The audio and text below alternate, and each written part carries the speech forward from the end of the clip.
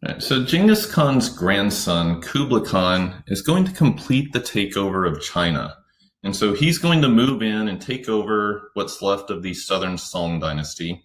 And this is going to create a new dynasty in Chinese history called the Yuan dynasty. Now, the Yuan dynasty was simply China under Mongolian rule. And overall, it's a very short lived dynasty. It only lasted about 90 or so years. Now, once the Mongols took over China, they're going to create a new hierarchy. And at the top of this hierarchy were the Mongols. And then they also get rid of the Confucian examination system. And so the scholar gentry, they're going to lose status under the Mongol rule in China. And they're going to bring in Turks and Muslims, Persians, to serve in the Chinese bureaucracy. Again, the Persians and Turks were known for good government, and so they brought them into China and used them for that purpose. And so the upper levels of the bureaucracy were reserved for the Mongols. The mid-level positions were mostly reserved for the Turks and the Persians and the Muslims. And so the native Chinese were really only allowed to serve in the lower level positions of the bureaucracy and local positions as well. They're also going to try to keep the Mongolian peoples and the Chinese peoples separate. They didn't want the Mongolian peoples becoming assimilated into the Chinese culture. And so they forbid intermarriage between Mongolians and Chinese people. They forbid the Chinese scholars from learning the Mongolian script and language.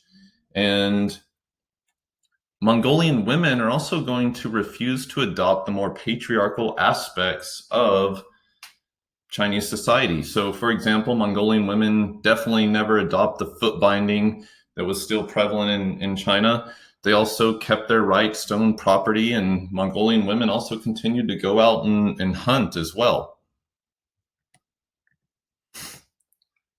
So in Southwest Asia, after the fall of Persia under the Khwarezm Shah, they're going to continue to push towards the west. And they're going to take over the Seljuk Turks. They're going to defeat the last of the Abbasid Caliphate as well.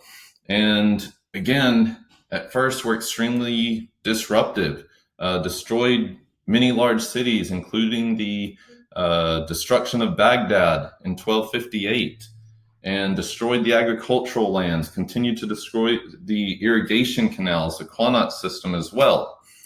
But similar to China, once they established the Ilkhanate, they stayed and ruled this territory directly.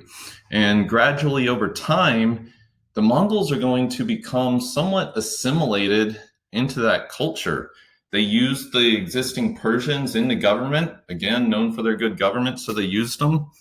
And as the Mongols continued to push westward, they're also going to suffer really their first and only major defeat during this huge conquest.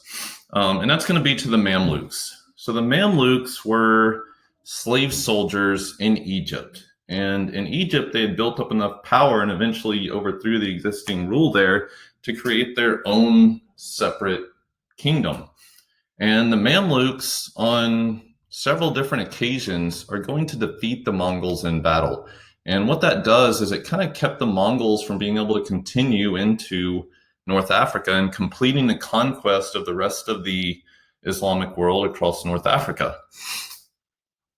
So when we look at the Mongol impact on the Islamic world, just like in Asia, it did help facilitate trade. They created a huge empire, and so trade routes were protected. Again, Muslim merchants benefited from that trade as well. And a side effect, and we'll look more at this here in a little bit, of the Mongol conquest may have been the spread of the Black Death. And we'll look more at that in a little bit.